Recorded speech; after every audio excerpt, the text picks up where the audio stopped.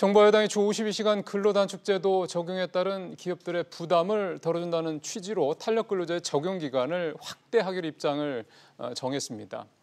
이에 대해서 노동계는 이렇게 되면 52시간 단축제 시행의 취지가 무너진다며 강력하게 반발을 하고 있는데요. 탄력근로제 확대 적용을 놓고 정부와 노동계는 그야말로 정면 충돌을 하고 있는 모습입니다. 이 갈등의 근본적인 이유를 좀 찾아봐야 될 필요가 있을 것 같습니다. 그래야지 이 갈등에서 뭔가 우리가 절충점, 즉 합의점을 좀 찾는 대안을 좀 찾아볼 수 있지 않을까 해서인데요. 오늘 도움 말씀을 위해서 고려대 노동문제연구소 김성희 교수님 모셨습니다. 교수님 어서 오십시오. 예, 안녕하세요. 예, 일단은 정부는 6개월로 더불어민주당도 그렇고 확정을 한 거로 보면 됩니까? 예. 예, 단위기간 탄력제 단위기간이 지금 현재는 취업 규칙으로는 2주까지 가능하고 노사 합의할 경우에는 3개월까지인데 6개월로 확대하는 안을 거의 확정해 놓고 있죠. 그래서 국회에서 처리하겠다고 압박을 하면서 노사정의에서 합의를 하기를 종용하고 있죠. 그렇습니다. 그러면 재계에서는 저희도 그때 교수님도 계셨을 때도 그 얘기했었던 것 같습니다. 재계에서는 1년까지 해줘야 된다라는 얘기도 했어. 그런데 정부는 6개월로 이제 이렇게 살짝 확정을 했다. 그럼 6개월과 1년의 의미차가 좀 있는 건가요? 예, 1년이면 이제 굉장히 6개월을 길게 일하고 6개월은 짧게 일해도 되는 거죠. 그렇죠. 그러면 이제 계절적 고용을 넘어서서 모든 업종에 적용 가능할 수 있겠죠. 그런데 이제 6개월이면 3개월은 길게 일하고 3개월은 짧게 일하니까 그렇죠. 계절적 상품이나 기후 변화에 민감한 업종에서 활용도가 높을 수 있는데 거기까지만 활용됐으면 하는 바람을 갖고 정부는 6개월 정도로 한 것 같습니다. 예를 들어서 빙과나 에어컨 같은 이런 것 업종을 말씀을 하시는 거군요. 그러면 그 말씀대로라면은 6개월로 확대 적용이 확정이 된다면 법으로도 통과가 되고 국회를 통과하고 한다고 그러면 기본적으로 지금 우리가 얘기했던 그 계절적인 쪽들 이런 업종들 같은 경우는 탄력근무제 52시간 근로제가 적용돼도 큰 무리 없이 업무를 할 수 있다 이렇게 보면 되겠나요? 지금하고 이제 비슷하게 일할 수 있다라고 생각하는 거죠. 52시간 플러스 12시간 연장 근로 한도는 여기에 적용받지 않으면 64시간까지 가능하죠. 현행 이제 정상화되기 전에 68시간까지 가능했던 거랑 비교해 보면 거의 비슷하다라고 할 수 있기 때문에 물론 6개월 안에 평균적으로는 이제 40시간을 지켜야 돼서 최대한도 플러스하면 52를 지켜야 되는 거죠. 문제는 이제 3개월까지 시행하고 있을 때는 주 한도 52시간이 있었습니다. 법에 명시돼 있었는데 이제 6개월로 가면서 이제 그 조항을 빼는 경향이 있는데 빼는 것으로 상정하고 있는 것으로 보입니다. 그러면은 예를 들어서 64까지 가능하도록 한다. 그렇게 한다라는 거죠. 예, 그렇게 하게 되면 이제 노동시간 정상화를 왜 했을까 하는 문제가 생기는 것이죠. 근데 다시 얘기하면은 어떤 주는 64시간을 주당 일하는 거고요. 어떤 주는 이제 28시간을 해야 되는데 플러스 12는 또 가능하기 때문에 40시간 하는 거죠. 그렇게 된다. 40시간 일하는 게 짧게 일하는 시간. 우리나라 기준 노동 시간이 40인데 그렇죠. 기준 노동 시간이 아주 짧게 일하는 시간이 되는 거고요. 그러네요. 그러면은 이게 참 기업들이 뭐라 할까요? 조금 표현이 조금 강할 수 있긴 합니다만 악용을 하자면 또 악용할 수 있는 여지도 있다는 얘기네요. 그렇게 된다고 그러면. 그렇습니다. 이 악용을 하자 치면 합의로 도입한다고 하지만 기득권자를 없게 한다라고 하지만 노동시간 관련해서 사실 규정이 잘 지켜지지는 않습니다. 지금까지도 그랬고요. 그렇게 되면 이제 임금이 7% 정도 삭감될 수 있다. 계산이 나옵니다. 그래서 그러니까 6개월이면 이제 3개월은 길게 일하는데 13주 동안에 12시간 일하는 추가 노동분이 수당을 할증률을 적용받지 못하게 되는데요. 그 퍼센트를 계산해 보면 7% 정도다. 7% 시급 10,000원이라면 78만 원 정도 된다. 그렇게 줄어들 가능성이 있고요. 또 하나 문제는 이제 장시간 노동이 일상화된 틀을 바꿀 수 있겠느냐 하는 점입니다. 지금 사실 그 두 가지 문제가 노동계에서 강력하게 이 6개월로 확대 적용하는 거를 강력하게 반대하고 있는 그런 이유지 않습니까? 겉으로는 이제 정부가 이제 52시간 근로제 취지를 이제 훼손하는 거다 얘기를 하지만 사실은 속내는 임금이 줄어든다라는 거 하나 하고 그다음에 결국은 다시 이제 장시간 근로시간 우리 전 세계 가장 일 많이 하는 나라의 그 불명예를 유지할 수밖에 없다 이런 얘기가 되는 건데 제가 하나만 덧붙인다면 사실은 일자리 문제 심각하다고 하지 않습니까? 이게 노동시간 정상화하면서 추가 고용을 할 수 있는 여력이 있었다. 그걸 이제 적극적으로 추진하지는 않았습니다. 기업의 인건비 부담이 생긴다라는 반발이 있을까 봐 적극적으로 추진되지 않았는데 사실 재정 투입해서 일자리 만드는데 돈 많이 드는데 사실 이걸 통해서 사실 일자리 창출할 수 있는 좋은 계기가 될 수도 있는데 그 기회도 좀 상실되는 것도 덧붙여야 된다고 봅니다. 그 얘기는 뒷부분에 가서 조금 더 해봐야 될 것 같습니다. 왜냐하면 사실 그게 이 탄력근로제 확대 적용에 일종의 대안을 찾아야 되는 부분과 연결이 되기 때문에 노동계 입장도 살펴봐야 될 것 같은데 지금 말씀하신 대로 노동계는 임금 삭감 문제, 그다음에 장시간 근로 시스템의 결국은 이제 영속 문제 이렇게 좀 반대를 하고 있는데 임금 삭감 그 부분은 일종의 조금 접점을 찾을 수 있는 부분 아닐까 하는 생각이 들어서요. 7%라고 그러면 아주 굉장히 큰 건 또 아니라는 생각도 좀 있어서.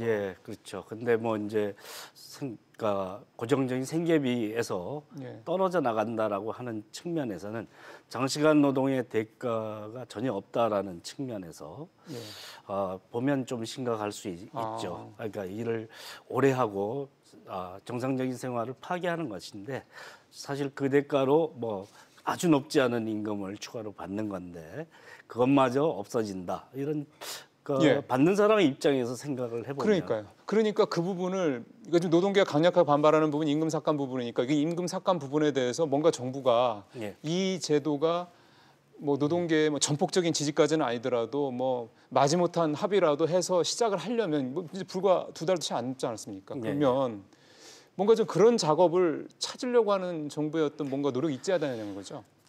고용노동부 해명 자료를 봤더니 뭐 64시간을 전제로 해서 별로 안 깎인다 이런 얘기를 하는데 그거는 사실 별로 64시간이라고 적은 주 40시간이라고 이런 패턴은 최악의 경우이잖아요. 그런 거보다는 좀 사실은 뭐 44시간 일하고 36시간 일하고 이런 시스템 정도가 사람이 감내할 수 있는 수준인데 극단적인 예를 들면서 임금 삭감이 안 된다 얘기하기는 어렵고요. 그럼 이제 제도 변경으로 인해서 임금 삭감은 안 하게 하겠다라는 얘기를 하는데 다툼의 여지가 있습니다. 법률적으로 이게 이제 제도 변경으로 인한 기존에 받던 임금을 보존해야 되는 대상에 속하는지 아닌지에 대한 법률적 논란이 벌어질 수도 있습니다.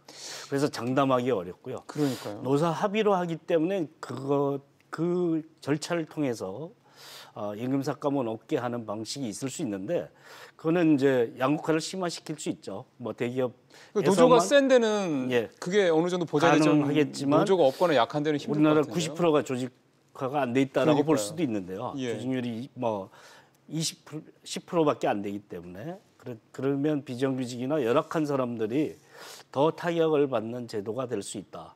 그래서 중소기업의 애로를 해소한다고 하지만 열악한 사람을 더 양극화가 더 심해진다는 말씀이신 거죠. 저도 오늘 이거 준비하면서 좀 자료를 좀 보니까 독일이랑 네덜란드 같은 나라들도 마찬가지 고민이 우리보다 먼저 있었고 그쪽에서는 이걸 푸는 방법이 보상 휴가 같은 방식을 통해서 하든가 여기도 수당을 또 이렇게 하는 방법이 있다고 하더군요. 그러니까 결국은 뭔가 이쪽은 우리랑 같은 문제 맞닥뜨렸을 때 절충점을 찾았고 그걸 가지고 해서 그 이후에 큰 무리 없이 이를테면 오고 있다라는 건데 우리도 뭔가 좀 그런 식으로 절충점을 찾아야 되는 게 아닌가 싶은데요. 이제 중요한 전제 조건의 차이가 있는데요. 독일도 37시간제 이렇게 실시하는 나라입니다. 기준 노동 시간이. 그리고 잔업이 일상화된 나라가 아닙니다. 그런 나라니까 굉장히 짧게 일하는 나라에서 탄력제로 좀 더 일이 많을 때 조금 더 일할 수 있게 하자. 이 정도는 타협의 여지가 있죠. 프랑스 같은 경우도 35시간제 하는 거고. 미국은 40시간제지만 사실은 굉장히 장시간 노동을 하지 않습니다. 뭐 장시간 노동하는 사람도 평균적으로 높다고 하지만 굉장히 시간의 노동이 일상화되어 있지는 않습니다. 우리가 52시간 이상이 일상화되어 있는 나라에서 탄력제를 한다라고 들으면 다른 나라 사람들은 웃을 겁니다. 그러니까 결국은 이제 출발점이 다르다는 말씀이시잖아요. 네. 우리나라에서의 탄력 근로제. 근데 지금 어쨌든 법으로 정해졌고 이제 내년부터 당장 시행이고 이제 유예 기간도 이제 한 달 반 있으면 끝나지 않습니까? 한 달 반도 안 남았네요.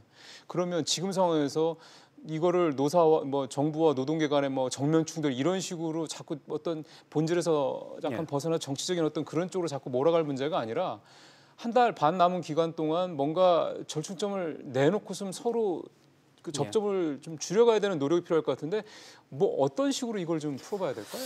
일단 균형 감각을 좀 회복해야 된다고 생각하는데요. 노동 시간을 이제 정상화하는 거였잖아요. 뭐 엄청나게 뭐 법정 노동 시간을 단축하는 일도 아니었고, 뭐 고작 해야 52시간제로 정상화시키자라는 사안을 기업 규모별로 단계적으로 했습니다. 처벌은 또 유예하고. 그랬죠. 그런데 이제 적용도 안 된 중소기업에 52시간 정상화 제도를 사실 탄력제는 그냥 들어오는 거거든요. 좀 균형 감각이 좀 안 맞는다라는 거죠. 제도 설계상. 정부에서 정책을 추진하는 방식이요.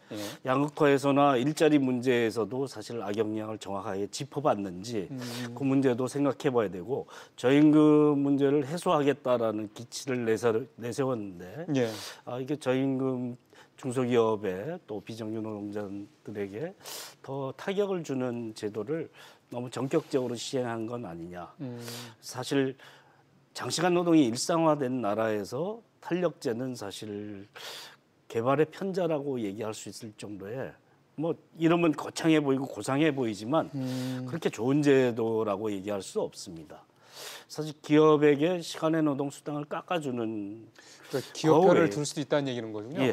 그것 외에 사회적으로 갖는 메시지는 굉장히 안 좋다라는 점이죠. 그런 것을 정말 종합적으로 고려해서 판단한 것인지 뭐 이거에 대해서 좀 생각을 해볼 필요는 있고요.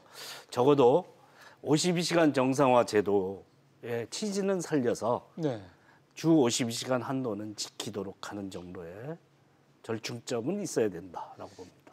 그러니까 여기까지 왔고 지금 말씀하신 대로 정부의 정책 추진의 어떤 디테일이나 이런 것들이 상당히 좀 약간 좀 그 현장 상황이 좀 반영이 안 된 상태에서 좀 거칠게 되는 것 같긴 한데 일단 여기까지 왔는데 여기서 물러날 수는 또 없는 거니 현재 상황에서 좀 그나마 좀 찾을 수 있는 방법은 너무 주간 그 시간이 근무 시간이 너무 늘어나지 않게 어느 정도 좀 그 디테일에 있어서 정책을 좀 만드는 게 중요하다 이렇게 말씀하시는 거군요. 장시간 노동 없애기 위해서 52시간 체제로 최대 노동 시간 52시간제로 가자라고 했지 않습니까? 그 취지는 살려야 되는 거고요.